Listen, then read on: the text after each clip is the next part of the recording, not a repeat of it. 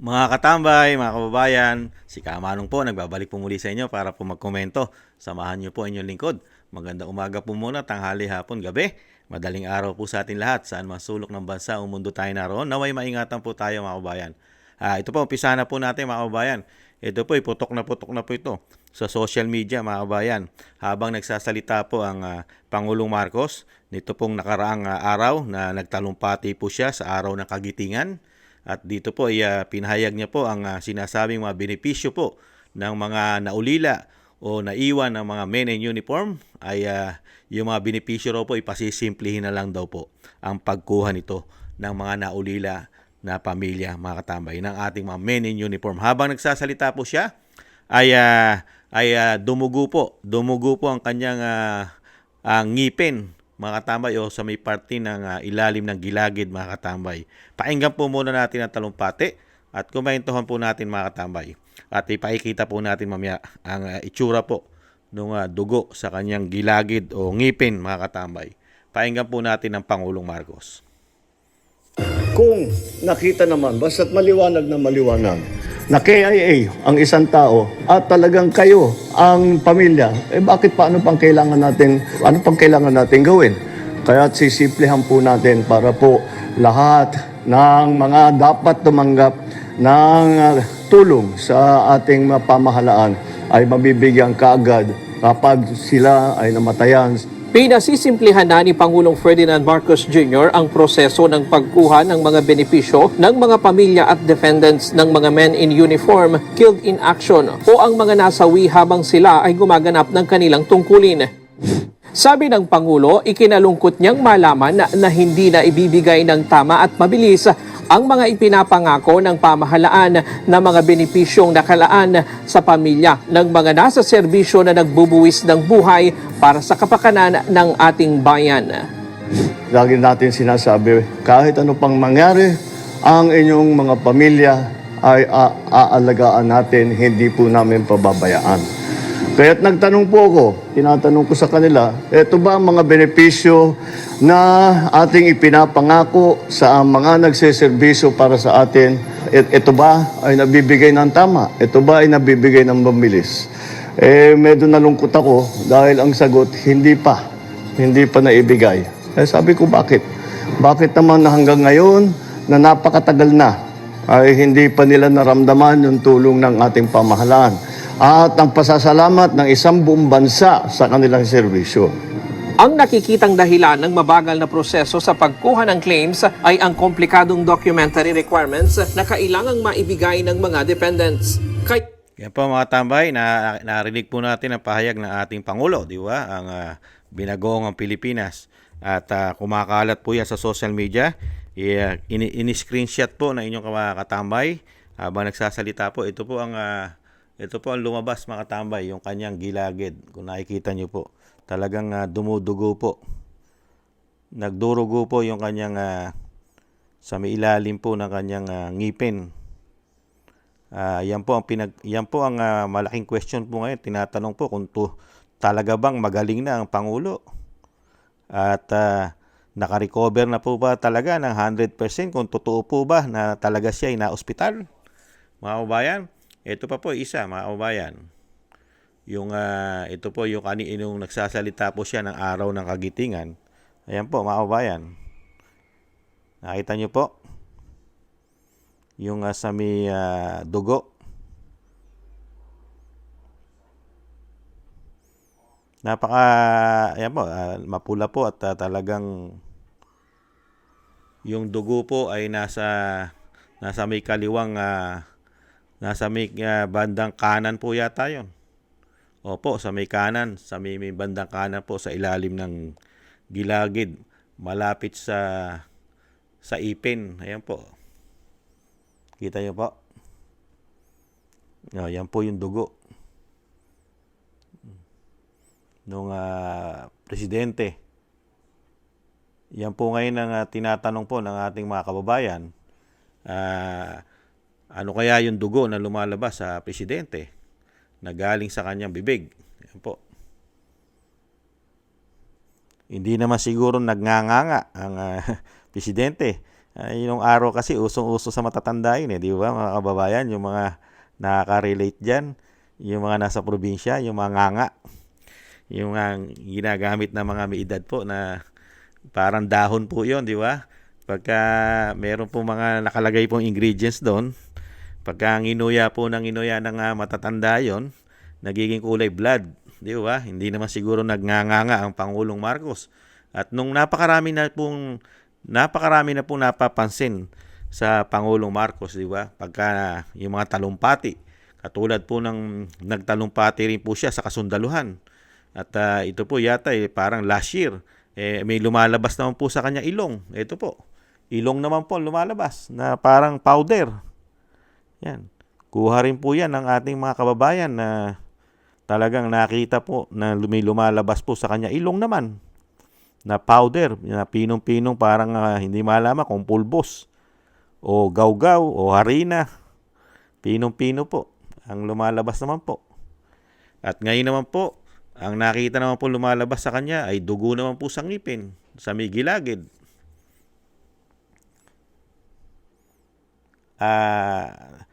Kaya ang tanong po natin at tanong ng mga Pilipino, wala po kaya talagang karamdaman ng Pangulong Marcos? At talaga bang walang pinagdadaan ng karamdaman o sakit? O kung ito naman ay totoo na yung chismis na sinasabing kumakalat na naospital ang Pangulong Marcos. Ang tanong po natin mga kababayan, magaling na kaya? At ano naman kaya ang side effect? At ano kaya ang naging sakit? Mga kababayan, kasi pagka ganyang may dumudugo, alin lang sa dalawa yan mga kababayan, kung yan po ay epekto ng kanyang sakit o kaya naagat naman o kaya habang nagsasalita siya, naagat naman yung dila niya. Pero kung dila o kaya yung sa may bandang lips, sana bigyan din ng linaw ng palasyo kung ano po yung lumalabas na dugo doon sa bibig ng Pangulo habang siya ay nagsasalita. At talagang malaman din po sana ng taong bayan kung ano ang kalusugan ng ating Pangulo. Kung ano po ba ang kanyang narakaramdaman, kung meron man, ay karapatan din po ng taong bayan na malaman po ang totoong kalagayan ng ating Pangulo. Di ba? Na siya po ba ay walang pinagdadaanan? Dahil alam naman po natin, ang tao ay nakakasakit. Tayo po ay nakakasakit, mga kababayan. Lahat po tayo ay magkakasakit. Wala pong exempted sa sakit. Di po ba? Kaya lang po, di ba? Kailangan din po bilang Pangulo, siyempre kailangan din po malaman ng taong bayan kung merong karamdaman o sakit na pinagdadaanan ng isang commander-in-chief ng bansa.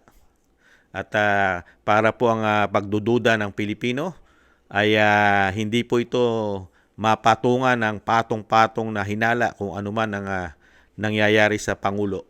Di po ba? Kasi marami pong mag-iisip po dyan dahil nga po dumudugo ang bibig o nguso ng Pangulo habang siya ay nagsasalita. Di ba?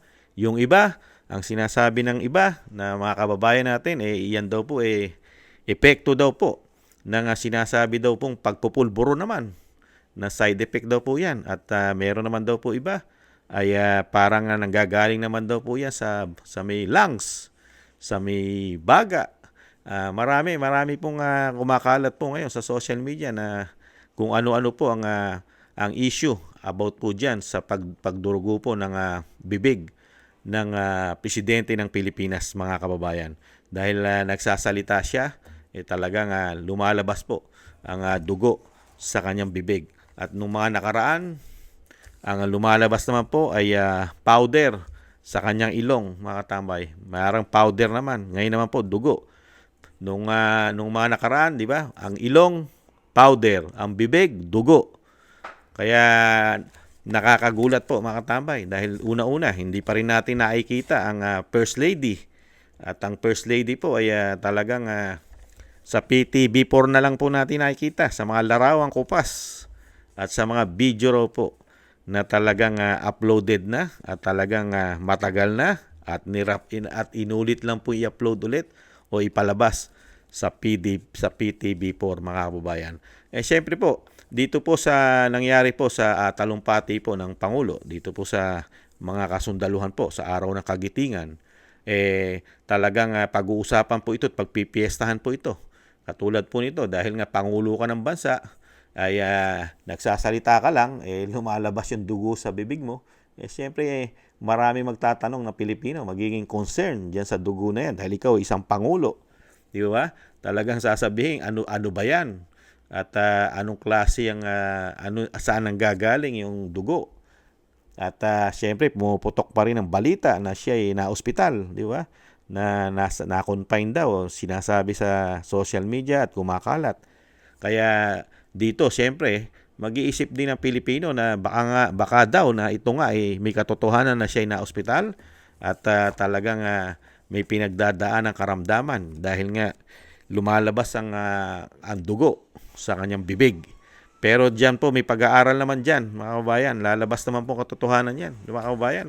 Kung talagang yan simpleng dugo lang na naagat lang ng Pangulo, ang kanyang dila o ang kanyang labi sa kanyang pagsasalita at dumugo, sana ilabas po ang katotohanan ng hindi po mag-isip ang taong bayan. Hindi po mag-isip ang mga Pilipino na ang Pangulo ay merong pinagdadaan ng sakit. Di po ba? Mas mainam na po yung magsabi po tayo ng tapat at wag na po tayong, napakarami kasi nakikita na ng taong bayan ngayon na pagtatakip. Napakarami po kasi pagtatakip na nakikita po pagdating po sa issue sa palasyo. Katulad po ng nangyayari po sa First Lady na hanggang ngayon po ay hindi pa po nakikita, nagtatalumpati katulad ng ginagawa po ng isang Pangulo. At hindi rin po masyadong napagkikita na kasama po ng isang Pangulo ang kanyang First Lady. Isa pong malaki pong questionable yan na sinasabi po ng ating mga kababayan at lalong-lalo sa social media ay napakatagal na hindi nakikita ang kanyang asawa. Kaya isa rin pong malaking question yan na marami yatang itinatago ang nasa loob ng Malacanang. At siyempre po kasama po yata ang istasyon ng PTV4. Yan po yung mga katanungan po yan. Sana po lumabas po ang katotohanan dahil hindi naman po natin maikukubli yan sa napakatagal at napakahabang panahon. Maikukubli mo ang iyong mga sikreto, ang iyong mga itinatago, lalong-lalo na po sa panahon po natin ngayon na social media na. Di po ba? Dahil napakarami pong itinatagong issue yata. Dahil una-una ngayon, pinag-uusapan na naman po ang issue po ng pulburon. Ang issue po ng pulburon ay kasama rin po sa pinag-uusapan po ngayon sa Kamara, mga katambay, dahil daw po sa sinasabing fake news, mga kabayan. Kaya napakarami pong issue ngayon, lalo-lalo ang palasyo. Isang damukal po kasi issue mga kabayan, napakarami pong issue ng binagoong ang Pilipinas. At talagang lagi ko naman po inuulit-ulit ang mga issue po na 3 taon na ginawa na ayon na mismo sa Vice President ang talagang laganap na korupsyon. Ganon din ang dating Pangulong Duterte. Kaya nga siya ay napolitika at talaga pinatapon pa sa The Hague sa Netherlands dahil nga po sa pamumulitika. Dahil sa dami po na natuklasan nila na issue po ng kaperahan sa ating bansa. Istapa raw ayon sa dating Pangulong Duterte at sa Vice President na napakarami po niyang natuklasan lalong-lalo sa institusyon ng Kamara at Senado na talagang kontrolado ng 2 tao ang pera natin, mga kababayan. At yan naman po ay pumutok naman po yan at naging usapin naman po yan sa Korte Suprema. Di po ba? Ang 2025 National Budget talaga may katotohanan na sinasabi ng Vice President. Dahil pumutok po na pera po yan, kontrolado. At nandiyan na rin po ang PhilHealth. At napakarami pa.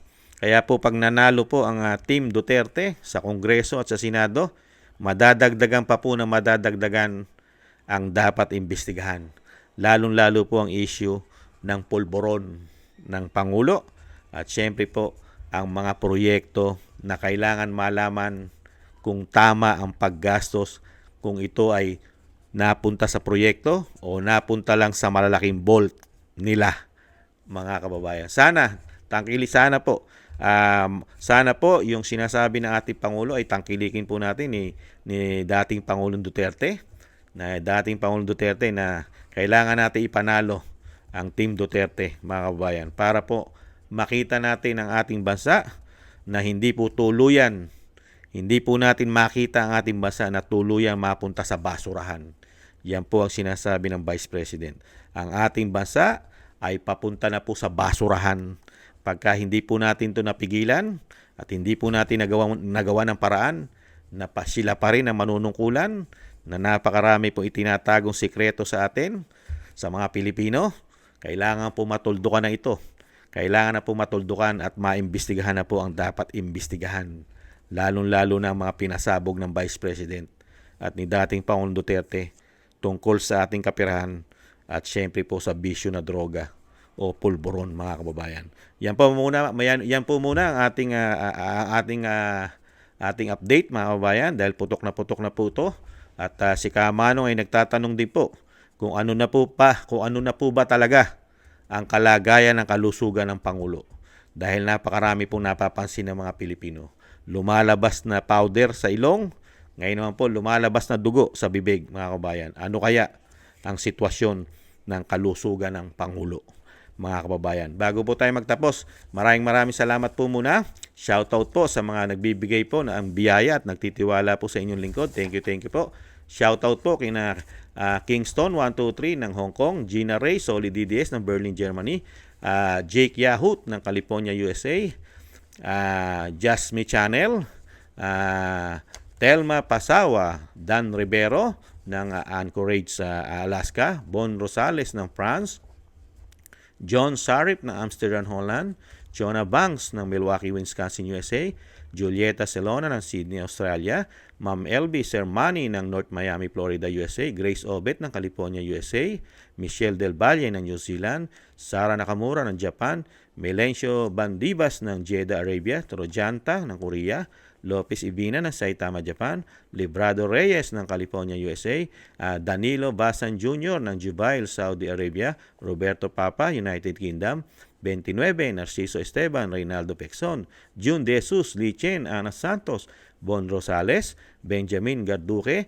Pepito Cabiso, Victoria Denborn ng Netherlands, Nida Diongley ng Italy, Mary Tom ng Hawaii, Aloha, Donaldson Paras ng Canada, LKD 459 ng Belgium, Hermogenes Maramag, Manuel Ramos, Nershin ng Kingdom of Saudi Arabia, Richard Macelones, Alexander Advincula, Dennis Velasco, Lorna Grandman ng Australia, Annie PH Vlog Official, Richard Macelon ng Davao City, Roberto Papa ng Blackpool, United Kingdom, Pedro Roque 2648 ng Ontario, Canada, Feliciana Vergara ng Los Angeles, California, USA, Annalisa Besorio ng Saudi Arabia, Mel Caserna ng Israel, Veneracion Seblos, Sandy Donan ng Osaka, Japan, Just Got Lucky ng Houston, Texas, Ruth Perdos ng Kuwait, Zenaida Garcia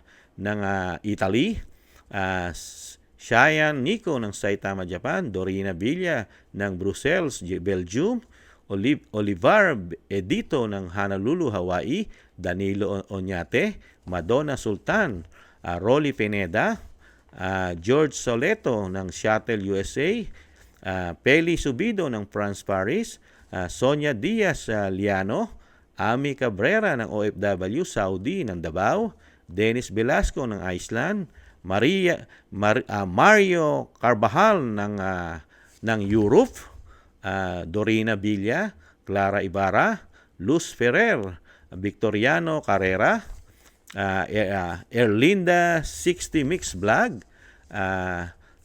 Angelita Bales ng 6862, SR Perfi, Akiman ng Italy, Perpetua, Paulino Ablas, Josephine Quindosa, OFW ng Italy, Zenaida Ariola ng California, USA, Milagros Lee na Gladys Sherpa ng India, Helen Nape ng Turkey, Miyaki and Smith, Maria Teresa de Jesus, Veneracion Seblos ng Cebu, Arthur Aquino Art, Ariel Soriano, Judith Proctor ng Perth, Australia, August Abril, Eric Grecio ng Canada, Bienvenido na Tomesa, BC Bis, Mr. Kruner ng San Francisco, California, USA, Beth D, UAE, OFW, Jellyfish ng Hong Kong,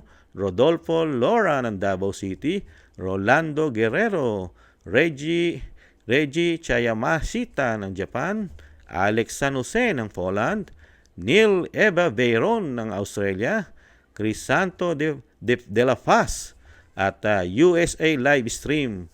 Thank you po mga kababayan. Shoutout po at mabuhay po kayo at ingatan nawa. At shoutout din po sa ating mga kababayan sa kasulok-sulukan ng ating bansa. Ingat-ingat po mga kababayan. Mabuhay po kayo. At shoutout din po sa ating mga kababayan sa kasulok-sulukan ng mundo na meron tayong mga Pilipinong kababayan at OFW. Mabuhay po kayo mga bagong bayani. Ingat-ingat po at maingatan nawa po. At thank you po sa nakagusto ng Tambayang Makabayan sa YouTube at TikTok. At ganoon din po sa mga nagko-comment, like, share, and subscribe. Thank you po. At syempre po, bago po tayo magtapos, huwag po natin kalimutan na isama po natin sa ating mga dalangin ang kaligtasan po at pag-iingat at kalakasan at buhay ay madugtungan pa po ang Pangulong Duterte at makabalik pa po ng lalong mabilis sa ating bansa. Isama po natin sa dasal na mabigyan pa po siya ng mahabang buhay at maingatan nawa po mga kababayan. Maraming salamat po. Sa muli po mga kababayan, paalam, bye-bye.